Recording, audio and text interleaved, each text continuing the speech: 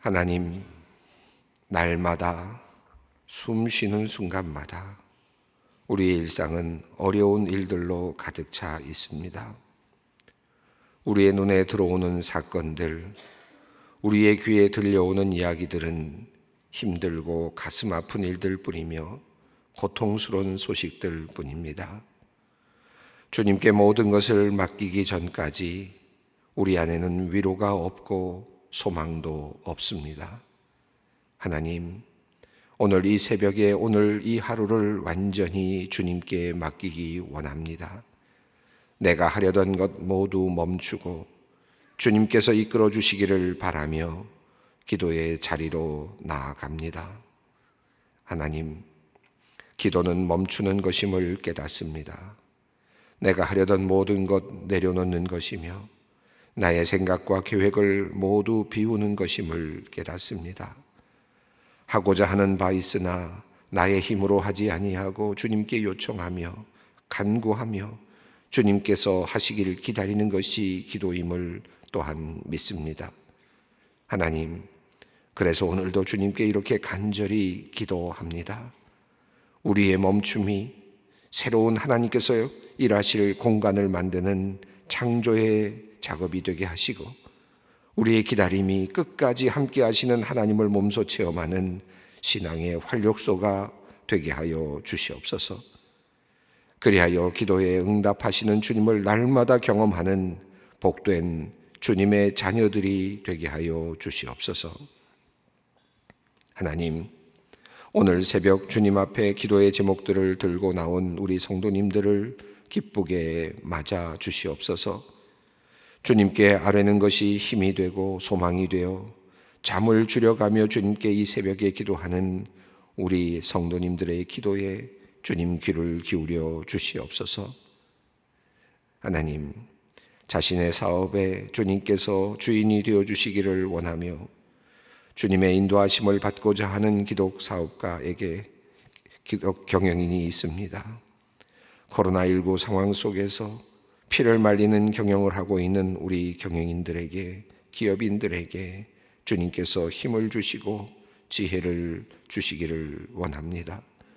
오늘 하루 좋은 일들이 생기게 하시옵고 뜻하지 않은 놀라운 일들이 선물같이 주어지게 하여 주시옵소서. 자녀의 결혼을 위해 기도하는 성도님들이 있습니다.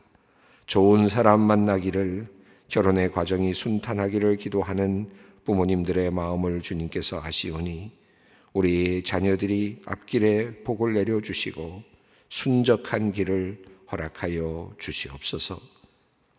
하나님, 또한 우리의 자녀들이 주님을 아는 믿음의 사람들이 되기를 원하며 기도하는 부모님들의 기도를 속히 응답하여 주시기를 원합니다.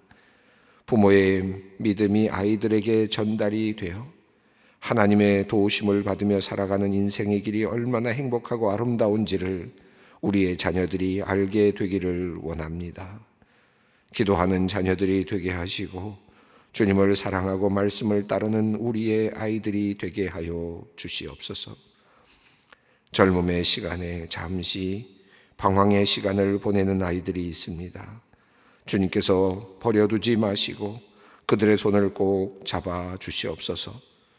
사춘기를 보내며 부모님들의 마음을 아프게 하는 아이들, 주님을 떠나 방황하는 아이들이 있습니다. 이들을 위해 간절히 기도하는 우리 부모님들의 기도를 들어 주시옵소서. 기도할 수밖에 없게 하시는 하나님의 은혜, 주님을 찾을 수밖에 없게 하시는 하나님의 은혜를 도리어 깨닫고 감사하며 아이들을 온전히 주님께 맡기는 믿음의 훈련을 감사함으로 받게 하여 주시옵소서. 하나님, 배우자와의 갈등으로 위기 가운데 있는 가정들이 있습니다. 남편의 외도와 지속적인 괴롭힘에 시달리고 있는 연약한 여성들이 있습니다. 자신의 잘못에도 불구하고 뻔뻔함으로 일관하는 남편을 보며 배신감과 더불어 정신적인 충격을 받고 힘들어하고 있는 여성이 있습니다.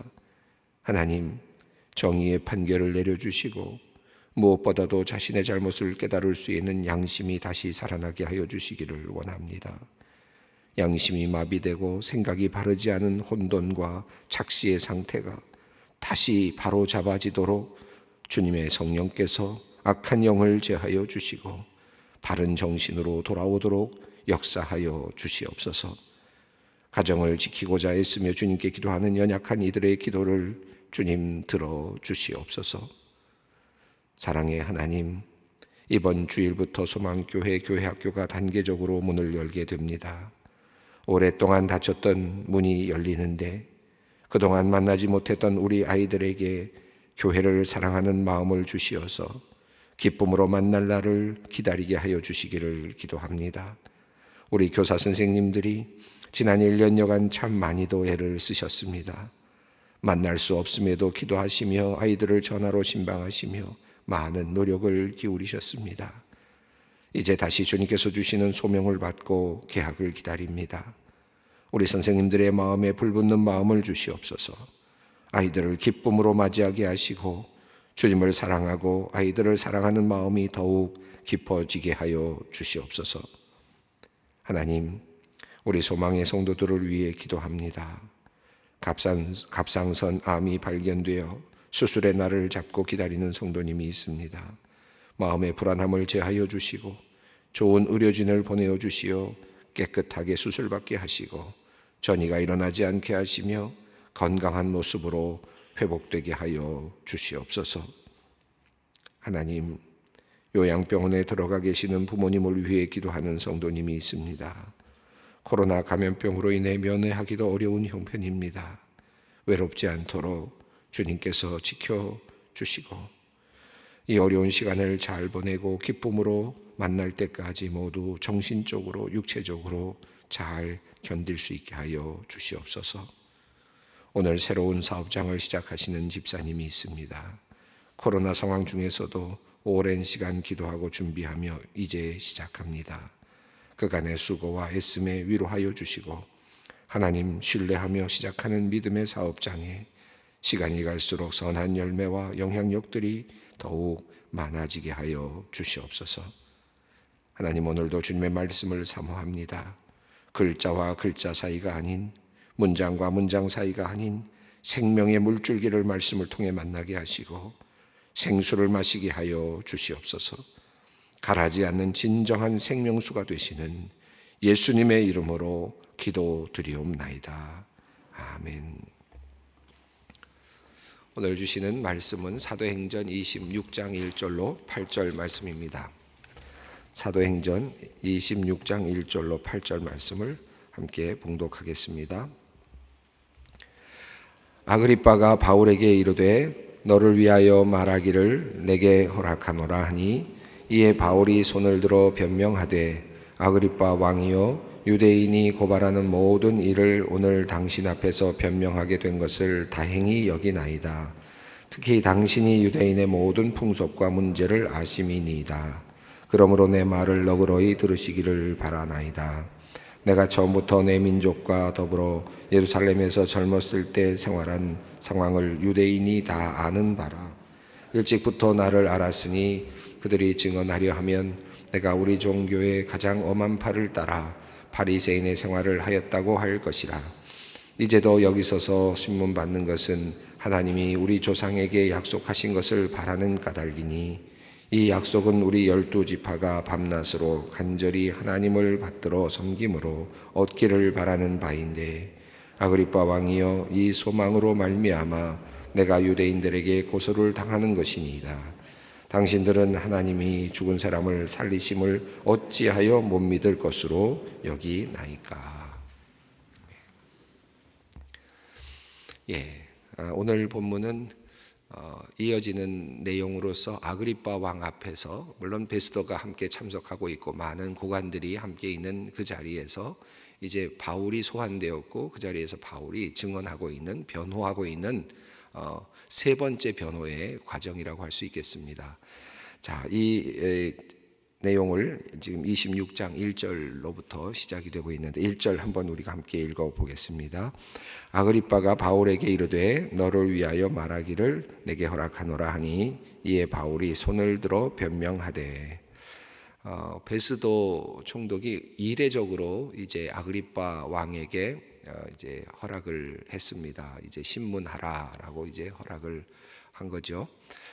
헤롯 대왕이 있었죠. 헤롯 대왕은 할아버지가 되는데, 아그리파 왕에게는 할아버지가 되는데, 예수께서 태어나셨을 때 그 동네 베들레헴 지역에 있는 모든 아이들을 죽이도록 했던 헤롯 대왕이 있습니다. 예수의 탄생 자체를 막으려고 했던 왕이 있죠. 그리고 헤롯 안티파스라고 하는 또 이어지는 왕이 있는데, 헤롯 안티파스는 또 세례 요한을 죽인 왕으로 이렇게 나타나죠. 그리고 이어서 헤롯 아그리파 1세가 있는데, 아그리파 1세는 이 야고보를 죽인, 초대교회의 야고보를 죽인 그런 또 사람으로 나타나죠. 그러니까 이 헤롯 이 가문은 예수님의 탄생부터 시작해서 끊임없이 그 예수 그리스도의 그 오심을 막고 예수 그리스도의 사역을 방해하고 또 중요한 인물들을 살해하는 그런 일들을 해왔던 가문이 됩니다. 그리고 이제 아그리파 2세가 이 자리에 서 있는 거죠. 이제 이 아그리파 2세는 이제 바울을 죽일 수도 있는, 물론 이것은 지금 오늘 이야기는 사법권에서 지금 넘어갔습니다. 이미 상소를 가이사에게 했기 때문에 이제 사법권은 없는 상태지만 또 아그리파 왕 앞에 서는 이제 바울의 모습입니다. 세상의 정권이, 세상의 힘이 끊임없이 예수 그리스도의 오심과 그리고 사역과 증언과 그리고 예수 그리스도에 대한 복음의 전파를 방해하고 있고, 그 중심에 이 헤롯 가문이 있었다 하는 것인데, 지금 아그리파 왕 앞에 이제 바울이 서서 이제 증언을 하기 시작하는 내용입니다.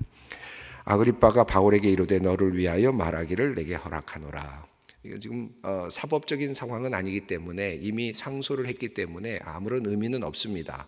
지금 앞서 우리가 살펴본 것처럼 베스더 총독은 이 아그리파 왕의 신문을 통해서 자기가 알지 못하는 상소할 만한 거리, 그러니까 그 총독으로서 왕에게 이제 올려야 하는 그런 문서의 내용을 지금 얻기를 원했죠. 어떤 내용을 적어서 올려야 하는가 하는 것에 대한 그 정보를 얻기를 원한 것입니다. 그래서 이제 이런 기회를 마련했는데, 아그리파가 이제 그 권한을 얻고 이제 신문을 시작합니다. 신문하는 형식으로 시작이 되지만 사법적인 어떤 효력은, 공식적인 효력은 없는 거죠.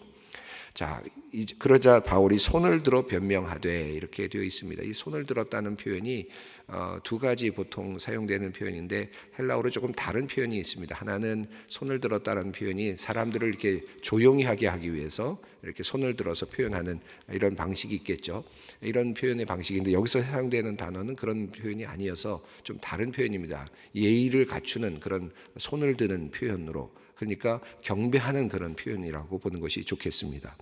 자, 이제 예의를 갖추어서 그렇게 지금 왕 앞에서, 아그리파 왕 앞에서 이제 자신의 이야기를 시작합니다. 2절 말씀을 읽어보겠습니다. 아그리파 왕이여, 유대인이 고발하는 모든 일을 오늘 당신 앞에서 변명하게 된 것을 다행히 여기나이다. 이거는 전에도 말씀드렸습니다만은, 항상 우리가 이 로마 시대에는 이제 법정에 섰을 때 앞에서 인사하는, 칭송으로 시작하는, 물론 이것은 이제 판단의 호의를 유도하기 위한 하나의 수사적인 방식인데, 늘 이 사법적인 어떤 그런 자리에서 일어났던 일입니다. 여기서도 바울이 아그리파 왕이여라고 이야기하면서 유대인들을 고발하는 일을 오늘 당신 앞에서 변명하게 된 것을 다행히 여깁니다 라고 이야기를 합니다. 물론 어쩌면 다행이기도 하지요. 또 한편으로는 이것은 뭐 이렇게 크게 이렇게 뭐 아첨하는 그런 내용 같지는 않습니다. 그 이유가 나오는데 3절 말씀에 나타납니다. 특히 같이 읽습니다. 특히 당신이 유대인의 모든 풍속과 문제를 아심이니이다. 그러므로 내 말을 너그러이 들으시기를 바라나이다. 지금 바울은 아그리파 왕에게 이렇게 이야기합니다. 내가 당신 앞에서 신문을 받게 된 것이 참 다행이라고 생각합니다. 물론 사법적인 효과는, 효력은 없지만, 그러나 당신이 나를 이해해 주시리라고 믿습니다. 왜냐하면 당신은 유대인의 모든 풍속을 알고 있고 유대인의 상황을 잘 알고 있기 때문이다. 또 이 문제의 핵심을 당신이 알고 있기 때문이다라고 그렇게 이야기를 합니다. 그러니까 이미 아그리빠 왕이 모든 것을 알고 있을 거라고 생각하고, 물론 아그리빠 왕이 자기의 편이 될 거라고 생각을 하지는 않았겠죠. 그러나 그럼에도 불구하고 이제 수사적인 방식을 통해서 당신이 모든 것을 알기 때문에 한번 다시 나를 판단해 보시라라고 하는 그런 의미가 되겠습니다. 이제 법적인 어떤 판단을 할 수도 없는 상황이기 때문에 정말 유대인으로서 유대인의 풍속을 잘 알고 있는 당신이 이제 왕으로서 한번 나의 이야기를 들어봐 달라라고 하는 간곡한 그런 청원이라고 할 수 있겠습니다. 자, 너그러이 들으시기를 바랍니다라는 표현은 헬라어로는 인내하면서 들어달라라고 하는 표현으로 이렇게 해석이 될 수도 있으니까 내가 간단히 이야기하지는 않겠다라는 그런 의지가 담겨 있는 것이라고도 할 수 있겠고, 조금 더 참으면서 혹시라도 이해가 되지 않는 것이 있다면 그것을 참으면서 인내하면서 들어달라라고 하는 표현이 되겠습니다. 자, 4절 말씀을 읽습니다. 내가 처음부터 내 민족과 더불어 예루살렘에서 젊었을 때 생활한 상황을 유대인이 아는 바라. 자기 자신의 인생을 이제 되돌아보면서 삶을 이제 이야기하는 그 아폴로기아 프로비타수아라고 하는 그런 용어가 있더라고요. 그러니까 아마 그 당시에 자기를 변호하는 그 인생을 돌아보면서 자기를 쭉 돌아보면서 자기를 이제 이야기해 나가는 그런 하나의 방식인데, 자기 변호의 방식인데, 자기 생애를 돌아보면서 자기 생애 전체를 조망하면서 자기 자신을 변론하는 하나의 그런 방식입니다. 자, 이 방식으로 이제 바울은 자기를 변호하기 시작합니다. 내가 처음부터 내 민족과 더불어 예루살렘에서 젊었을 때 생활한 상황을 유대인이 다 아는 바라. 바울은 예루살렘에서 이미 유명한 사람이었을 것 같아요. 첫 번째 우리 순교자가 죽어갈 때도 그 자리에 있었던 사람 아닙니까? 그러니까 그런 자리에 있으면서도 열심을 다했던 사람이고, 다메섹으로 그리스도인들을 잡기 위해서 달려가던 사람도 그 사람이고 바울이고, 또 그를 위해서 그 공소장을 가지고 허락을 받아가지고 갈 정도로 앞서 있었던 사람이니까 예루살렘에서 그를 모르는 사람은 아마도 없었을 것입니다. 물론 이제 시간은 꽤 많이 수십 년이 지났지만, 그러나 그럼에도 불구하고 지금 그를 모르는 사람은 아마 없을 것이다.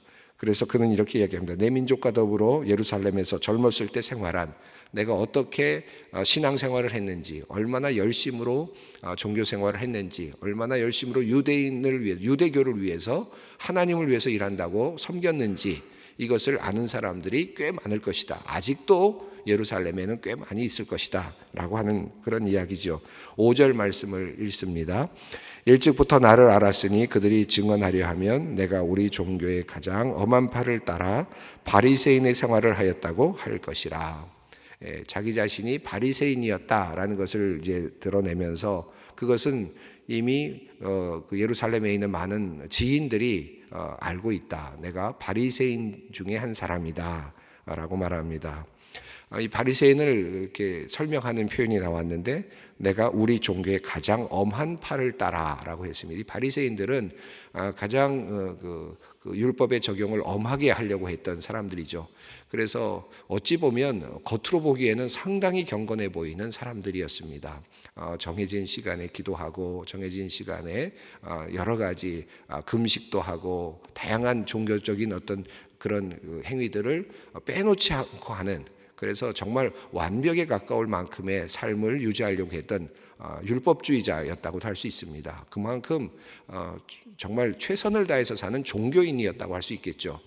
뭐 요즘으로 말하면 정말 교회 한 번도 안 빠지고 모든 종교생활 다 하는, 뭐 헌금도 빠지지 않고 어떤 것도 빠지지 않은 아주 경건해 보이는 그런 사람들이 당시에 유대인으로서의 바리새인이었다라는 것입니다.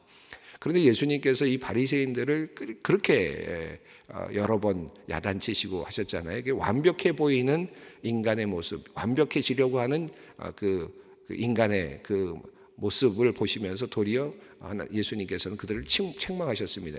인간이 가지고 있는 한계, 그 한계를 덮으려고 하니까 외식이 나올 수밖에 없고 거짓이 나올 수밖에 없었던 것이죠. 그런 척할 수밖에 없는 것이, 인간은 그럴 수 있는 존재가 아니니까. 인간 안에는 죄성이 있고 인간의 허물이 있고 이 모든 잘못된 그런 그 본성들이 있는데 그것을 덮어씌우면서 스스로 의로운 척 하는 바리새인들을 향해서 예수님께서 책망하셨던 적이 있었죠.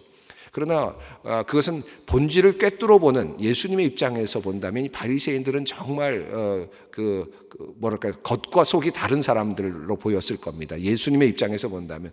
그리고 어느 누구도 겉이 온전할 수 없었기 때문에 모든 인간을 향한 거침없는 예수님의 어떤 그 평가가 어찌 보면 바리새인들이여라고 하는 말 속에 들어있다고도 할 수 있겠습니다.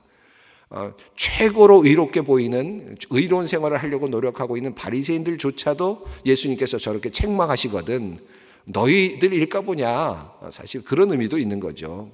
그런 의미로서 예수님께서 바리새인들을 책망을 하셨는데 지금 이 바리새인의 한 그 사람으로서 바울이 있었다라고 그렇게 이야기를 합니다. 종교적인 열심으로 말하면 뭐 남들이 따라올 수 없을 만큼의 종교적 열심을 가지고 있는 그런 사람들이었다고 할 수 있겠습니다. 그래서 가장 엄한 팔을 따라서 바리새인으로 살아왔다라고 그렇게 자랑스럽게 이야기를 합니다. 경건한 유대인의 모습을 가지고 있는 그런 사람이라고 할 수 있겠습니다. 앞서 우리가 이 바리새인들에 대한 이야기를 하면서 계속해서 나왔던 이야기가 바리새인들의 신앙이었죠. 바리새인들은 부활 신앙을 믿고 있었습니다. 그래서 그 모세의 그 시내산에서의 율법을 넘어서서 그 이후에 있었던 많은 그런 그 사건들 또 성지자들을 통해서 주어진 많은 그 말씀들을 그대로 믿으면서 부활의 신앙을 가지고 메시아를 기다리고 있는 그런 신앙을 견지하고 있었던 사람들이 이 바리새인들이 있죠. 이 사두개인들은 모세의 그 율법이 주어졌던 바로 그 자리 시내산에서였던 그것을 완성된 것으로 보고 그 이후의 것들을 이제 받아들이지 않음으로써 부활의 신앙을 받아들이지 않는 그런 사람들이 사두개인들이었다라는 말씀을 드렸습니다. 그러니까 부활의 신앙을 이제 가지고 있는 바리새인이라고 하는 그것을 가지고 이제 바울이 자기를 이제 변호하고자 하는 것입니다. 6절 말씀을 읽습니다. 이제도 여기 서서 신문 받는 것은 하나님이 우리 조상에게 약속하신 것을 바라는 까닭이니. 멋진 문장으로 그가 자기 자신을 변호하고 있습니다. 이 한 문장으로 아마 아그리빠 왕이나 그곳에 있는 유대인들의 마음을 조금 흔들어 놓았을 것 같습니다. 나는 아주 열심히 있는 바리새인이다. 내가 바리새인으로서 어떻게 살아왔는지는 젊은 시절 내가 어떻게 살아왔는지에 대해서는 증언할 수 있는 사람이 아직도 많이 있을 것이다. 예루살렘에 내가 젊었을 때 어떻게 살았는지 아는 사람들이 많이 있을 것이다. 나는 아주 엄격한 바리새인의 삶을 살았다라고 말합니다. 그리고 내가 지금 이 자리에서 신문 받는 이유는 우리 조상에게 약속하신 것을 바라는 까닭이다. 이게 무슨 말입니까? 조상들이 바라고 있었던 그 믿음의 근거에서 내가 똑같은 믿음을 가지고 있는데 그 똑같은 믿음을 가지고 있다는 이유로 내가 여기 있는 것이다 라고 하는 것이죠. 그러니까 이 선조들의 믿음, 유대인들의 믿음에서 빗나간 것이 아니라 그들과 같은 믿음을 가지고 있는데 그 이유를 가지고 그 이유 때문에 내가 지금 이 자리에 서 있는 것이다. 이렇게 자기를 변호합니다. 7절 말씀을 읽습니다. 이 약속은 우리 12지파가 밤낮으로 간절히 하나님을 받들어 섬김으로 얻기를 바라는 바인데 아그리빠 왕이여 이 소망으로 말미암아 내가 유대인들에게 고소를 당하는 것이니이다. 자, 우리 선조들이 믿어왔던 그 믿음 가운데 있다는 이유로 내가 지금 이 자리에 있습니다. 너무 억울합니다라는 말이 가로로 묶여 있겠죠. 이 약속은 또 어떤 것이냐? 12지파가 모든 이스라엘 사람들이 간절히 밤낮으로 하나님을 섬기면서 얻으려고 노력하는 바로 그것이다. 그러니까 선조들이 그랬고 지금 있는 모든 이스라엘 종파들이 다 같이 모든 12지파가 함께 열심히 하나님을 섬기면서 제사를 드림으로써 얻기를 바라는 바로 그것이다. 그 소망을 내가 바라는 것인데 그것 때문에 내가 유대인에게 고소를 당하고 있다라고 합니다. 자, 그것이 무엇입니까? 선조들이 가지고 있었던 소망, 그리고 12지파가 밤낮으로 하나님께 제사를 드리면서 그토록 바라고 있는 유대인들의 핵심적인 신앙의 내용, 그것이 무엇이냐? 그것을 이제 8절에서 이야기를 하죠. 함께 읽습니다. 당신들은 하나님이 죽은 사람을 살리심을 어찌하여 못 믿을 것으로 여기나이까? 부활의 신앙, 이 부활의 신앙을 왜 당신들은 못 믿을 것으로 여깁니까? 이 부활의 신앙은 우리 선조들이 가지고 있었던 유대인들이 가지고 있었던 신앙이고, 또 한편으로 지금까지도 우리가 부활을 꿈꾸면서 하나님을 섬기고 있는 것인데, 이 부활의 소망을 가지고 있는 것인데, 유대인들이 가지고 있는 신앙의 기본적인 흐름 속에 그것이 있는 것인데, 당신들은 왜 하나님이 죽은 사람을 살리심을 믿지 못합니까? 왜 부활의 신앙을 가졌다고 주장하는 나를 이곳에 세우셨습니까? 나는 부활의 소망을 가지고 있는 자입니다 라고 하는 그런 이야기입니다. 이제 뒤에 이어지는 내용이니까 이렇게 다시 계속해서 따라가면서 우리가 살펴보겠습니다만, 오늘 이 말씀 중에서 저는 이 8절 말씀을 여러분과 함께 마음속에 두며 또 예배 자리로 나갔으면 좋겠습니다. 물론 이 이야기는 바울이 지금 이 공개적인 자리에서 아그리빠 왕 앞에서 하고 있는 자기의 고백이면서 동시에 설득의 과정으로서 주어진 말씀이지만, 오늘 이 말씀을 영적으로 우리 마음속에 받는다면 이 질문은 나에게 주시는 말씀으로도 받을 수 있을 것 같습니다. 당신은 나에게 물으시는 질문으로 받으시면 어떨까요? 당신은 하나님이 죽은 사람을 살리심을 어찌하여 못 믿을 것으로 여깁니까? 당신에게 부활의 신앙이 있습니까? 하나님을 믿는다고 하면서 왜 죽은 자를 살리시는 하나님을 믿지 못합니까? 천지를 창조하신 하나님을 믿는다고 하는 사람들이 어떻게 죽은 자를 살리시는 하나님을 믿지 못합니까? 우리의 신앙이 그것밖에 되지 않습니까? 라고 하는 바울의 질문입니다. 우리가 살아가면서 다 끝났다고 생각하는 일들이 많습니다. 사업도 그렇고 가정도 그렇고 모든 일들이 다 그렇습니다.